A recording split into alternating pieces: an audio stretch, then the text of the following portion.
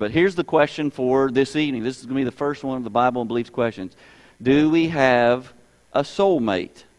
Do we have a soulmate? And so, the soulmate, I think, is an idea that God has created you, and He created somebody else specifically that will fit you perfectly. Personality and in every way that it will just fit you perfectly.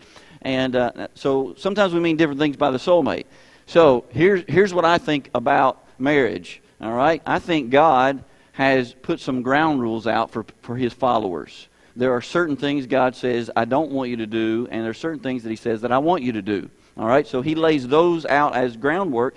And then I think that most of the time, God just makes provision for us to be able to choose within that framework. All right? So, for example, if you're a Christian, He says that what fellowship hath light with darkness? You shouldn't be seeing somebody who's not a Christian. That's one of those kinds of things that if somebody's married to somebody else, you shouldn't be seeing that person, right? These are part of the framework. But within the framework that God has laid out, I think that we have choice. He gives us choice. And so what I think a soulmate is a soulmate, really, ultimately, a little different definition, is somebody that you make a covenant with. And when you do, the beauty of marriage is not that you immediately fit together perfectly, but the two become one in a ceremony and for the rest of their marriage. What I'm trying to say is you can be total opposites, and when you make a covenant with one another, you can become soulmates, right?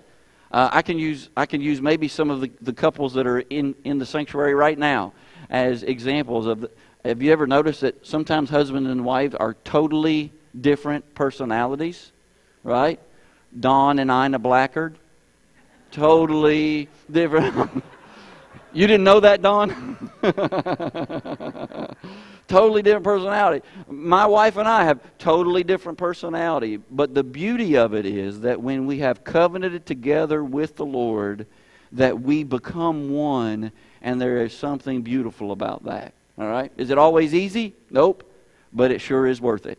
All right? So do you have a soulmate? Yep. It's the person that you choose within the context that God has provided and you make a covenant with. That is your soulmate. All right?